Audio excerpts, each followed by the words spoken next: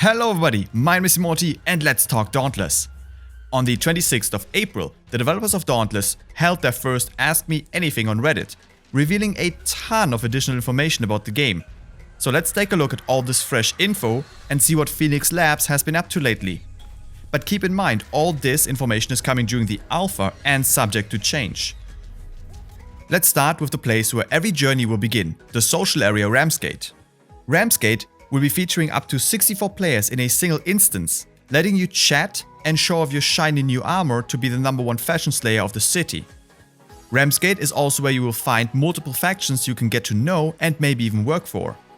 You will do that by accepting quests and then boarding an airship that will fly you to the targeted location, much like in Warframe or Destiny, and there you will hunt or maybe gather depending on your quest.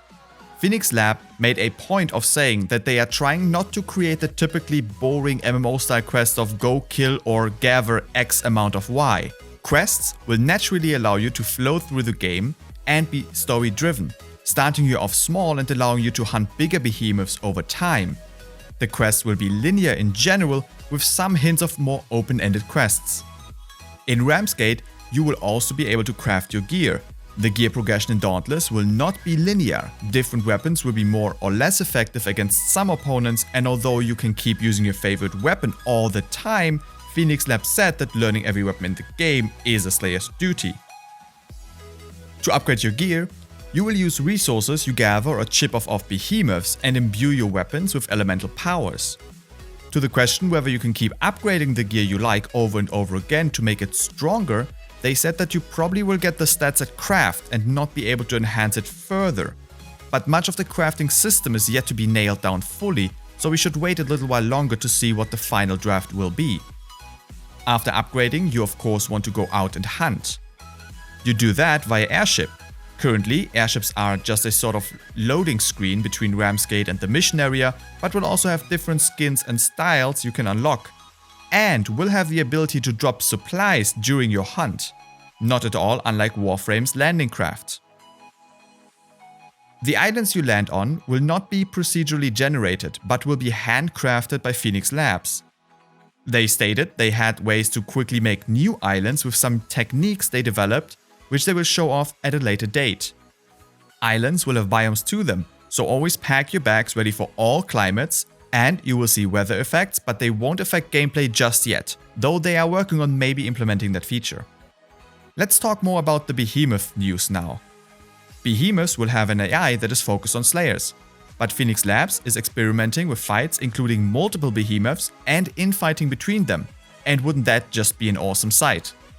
Behemoths will also be scaling towards the player's current quest progression, since Dauntless will not have any level system, as well as the group size. So solo hunting is possible for people like me who do fancy the solo experience a little bit more. And the more quests you do, the bigger and fiercer the behemoths you get sent out to kill will be. Furthermore, we got information about the danger meter, a sort of fail-state device to make the hunts a bit more exciting. Should a slayer in your group get knocked down or other disadvantageous things happen, the danger meter will go up, and once it reaches 100, the next time a slayer dies, it's game over. And you have to run home with your tail between your legs or leg if the behemoth ate one of yours. I don't know if I like the system yet. I think I need to see it in action first to get an opinion. It clearly underlines Phoenix Labs' continued wish to make Dauntless a game about skill. A bad group of players will have a tough time even finishing a mission at all if the danger meter is too unforgiving. Behemoths will also try to flee if you inflict enough damage, hiding themselves somewhere on the map. You will need to follow them or track them down again if you lost sight. And I don't really feel good about this, to be honest here guys. The behemoths are already cute as hell and now they run away if you hurt them too much? Please stop, my heart cannot take it anymore. Oh, you can also mount behemoths if that is your thing, though that system is still in an early stage. Let's go over one new piece of information that has me the most excited. Fauna. Phoenix Labs confirmed that the world of Dauntless will have more creatures than just behemoths roaming the isles, so you can also hunt smaller game if you don't feel like taking on a 20-minute behemoth fight. I'm excited about this because for me it will really increase the play value.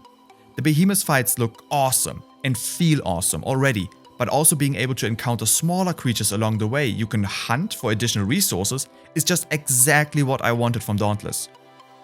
It allows you to have this hunter feeling and still dread every behemoth you see because they become sort of the giant boss you need to defeat behind the fog gate. We also can make use of traps, potions and things like defensive rings to get some boosts while we're hunting. For the more competitive-oriented players, Phoenix Labs said they are working on bringing leaderboards, challenge runs and modifiers to keep you entertained. The game will also have hundreds of hours of content at launch, 5 weapon groups including the elusive ranged weapon we did not get much information about, and will be updated with new gear, enemies and events to keep players coming back. Let's finish this video off with the controversial topic of pay to win. Phoenix Labs went out of their way to again ensure that they do not wish to include any pay to win features into Dauntless.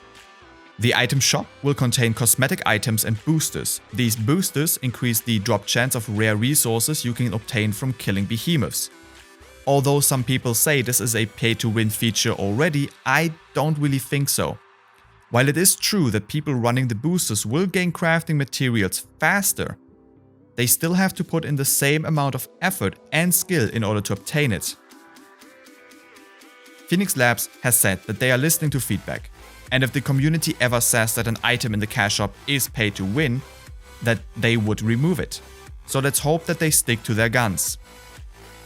As a little bonus, because you watched until now, here is a leaked image that was posted during the AMA showing a Slayer in Ramsgate with the current UI. And I must admit, I am in love with the art style and minimalistic UI, and we also get to see the widescreen support of Dauntless, which goes up to 4K. So, that's about it. That was the most interesting information from the AMA distilled down into this video. I hope you enjoyed it and that the Dauntless hype is not driving you completely insane. If you want to read the full AMA, which is over 600 comments, link is in the description below. If you think that I forgot any kind of information, let me know in the comments. The second round of alpha invites just went out, so be sure to check your email. Good luck on getting into the game. And in the end, don't forget to leave a like if you liked the video, subscribe for more Dauntless content, and leave a comment and let's talk about the game.